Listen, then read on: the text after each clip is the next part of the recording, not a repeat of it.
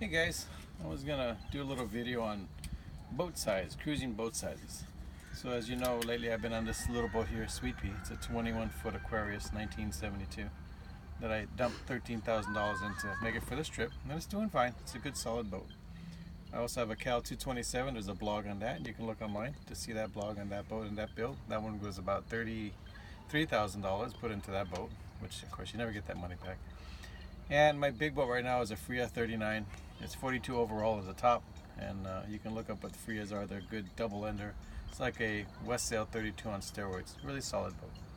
But I've cruised all three boats, and I've come to conclusion and some things that I've learned along the way. I just want to do a quick 5-minute video and show what it's about. So the first thing I want to talk about is the qualities of each boat. Before I even start with that, here's the first thing that you need to do. Any boat you buy, you want to try and get a good quality boat if you can. But if you buy a boat that needs a lot of work, you're going to spend X amount of dollars. Let's say $20,000 for a boat that's worth $20,000. You'll spend that on it, but everything will be the way you want it. Or you can go out and spend $20,000 on a boat that has everything done and not do the work and have the same boat, possibly. So whatever boat you buy, you're going to dump a lot of money into it. The bigger boats cost more, the smaller ones cost less. But before you do anything on any boat, you want to get a boat that you like, that offers the space that you want and the sailability if you're into speed or roominess or comforts. And you get that boat and try and buy a boat that you think you're going to keep long term, at least 5 to 10 years. Because that's what it's going to take you to get that boat, perfect. At least 2 to 3 years working on it, doing different things, and then you want to use it. So my first was a Cal 227. Put a lot of money into it. It was a great boat. And the couple of things that you always want to do on all boats, on all of my boats, no matter what I do on every boat that I ever purchased, generally what I do is I buy older boats and I gut them and I rebuild them. It's easier to start from scratch than it is to fix things. So I look at the interior. If it's molded fiberglass interiors, that's great, a lot less work. If they're wood built boats on the interior, then I usually just tear that out and start over, because it takes a lot less time and it doesn't really cost that much more to just buy some good mahogany type plywood. I get that at Costco, at Home Depot. It's about $35 to $55 a sheet, depending on what thickness you get. Does great. Use a router and a table saw, and you can really build some beautiful interiors relatively easy. But the main things that on my boats is they're dry, they're functional. Everything works on it. If it doesn't work, throw it out. I try not to do too much electronics in my boats, because now everything you can buy on an iPhone, an iPad, and most of that stuff will get you all over the place. I've met people that have cruised all over the world with just handheld devices. Works fine. So simplicity, ease of build, and watertight. Every boat I've ever had, including this little one that I'm on right now, this is the Aquarius, I gutted it, I sealed the hull to deck joint, so there's absolutely no leaks. All the top fittings, same thing on my Cal 227, same thing with the Freya 39. If a boat's wet inside, you're miserable. That's all there is to it. The boat has to be completely dry in a downpour. So all my boats are completely dry, they're functional, and everything works. So that's what I want to say about boats. A couple of things when I want to qualify when I say building a boat. A little boat like this came with little tiny cleats because it's a small boat. That's fine, but here's the problem. When you pull into the gas stock to get gas because you're going somewhere, the first thing they toss you is a 3/4 inch rope, because all the boats they're gassing up are big boats. So put stuff on your boat that you can use. For example, look at these cleats over here.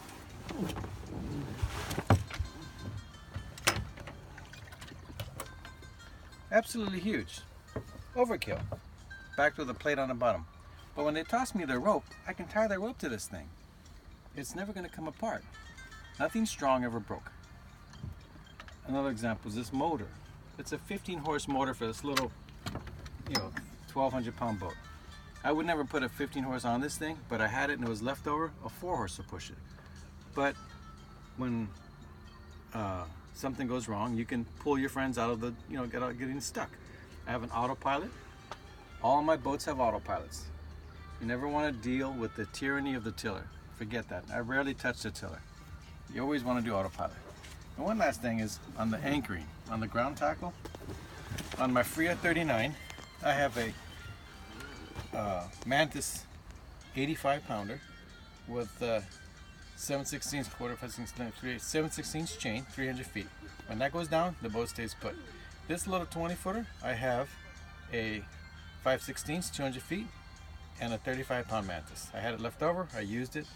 It's overkill to the max, but it holds the boat in place. But that's not where the problem comes in. Where you find the advantage of having too much tackle is when the guy next to you has too little tackle and he comes dragging across your chain. If you have oversized tackle, at least you can hold all these knuckleheads in place till you guys can fix the mess. And that's why my boats are all over anchored, because all these idiots out there can't hold their boats for shit. And when they're screaming and yelling, I just toss them a line and they hang on to me. And I've had two 30-foot boats on the back of this boat being held in San Francisco Bay in a current because they couldn't fix their you know what. So that's what I say about anchoring. Get too much. I have windlasses on the boat because I push a button. I'm 62 years old and I don't lift anchors anymore. Push a button, up it comes. If you're not lifting it, what do you care how much it weighs? This thing about speed, I ain't racing. I'm cruising. So that's that. That being said, I'll get off that horse and move on to the next item. There's qualities of the small boat. I've made a notes. Now, in little boats, on this one here, I've been cruising the San Juans and the Desolation Sound, and all these marinas say, call for appointment, call for this, call for that. Well, on a little 21-foot boat, first off, you can manhandle it.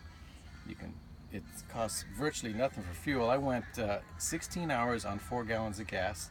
The most we got with the current was 105 miles off of 1 tank of fuel, which is outrageously high. The average, like I said, is 4.5 to 5 knots at 16 hours. You can do the math. I figure what it comes out to, but these is 4 gallons. So I think that's somewhere around 16 miles to the gallon. That's crazy high, but that's barely off idle because it's a big motor. It's a torque prop, so you're barely at 1200 RPMs. It pushes the boat to hull speed. Every time I wanted to spend the night at a place, the marinas are full. A lot of times during the summer season, the marinas are full. When I pull on this little boat, I tell them I draw 8 inches of water. That's what this draws, or a foot with everything up. They put you anywhere. You can. I've never been denied a spot. And when you're tired and you've been on the road a while and you want to pull over into a marina, hit the restaurants, you can fit this boat in. The Cal 227, a little less, but you can still fit it in. My Fria 39, forget that. Half the time, if you have a 40-footer, you got to call in advance. There are no spots for you. That's all there is to it. If you're over 30 feet, good luck. It's a hit and miss, and mostly a miss. So that's that. Now, as far as the handling, this one, of course, you can manhandle it. The Cal 227, you can manhandle that, put the sails up pretty easily and stuff like that. The Fria, that's a job. I need electric winches. The sails are heavy. The loads on the things are big. So the big boat offers a lot of comforts, a lot of carrying capacity, and a lot of that kind of stuff. But the small boat offers a lot of less headaches. You don't worry about nothing. You never worry about water depth. You never worry about a variety of things because there's nothing you can't fix with your sheer manpower or whatever it is. Again, motoring, the small boats are really easy. You can maneuver them anywhere. The medium, they're kind of efficient. And then the large, they're less efficient, but they have more comforts. Supplies, on the little boat, you're packed, dude. You got your stuff put everywhere. Right now, you're seeing the pretty side of the boat. Poke in there. That's what a packed boat looks like. That's good enough. Don't show them all the horrors. They'll never go sailing. And then I got a little garage up there. Okay, come on back. That's where my pots and pans are. So I'm writing a book called Cooking on Your Knees. That's what you do on this boat. It's like camping and never going home. On the 27 and the 40-footers, you have room to stand up, you have room to walk around, you have a head, a shower. Those things are really, really nice. I've been on this boat for almost 2 months now traveling, and believe me, it's nice to have a shower, and on some of the other boats you miss those qualities. So the supplies are packed, not a lot of room, but on the bigger boats, tons of storage. The weather, on the small boat, since it's built so solid, it doesn't matter too much with the solid anchor. You might get bobbed around a lot. When you go inside, it's dry, it's comfortable. You don't really hear the wind so much. I've insulated this boat with insulation, all kinds of things.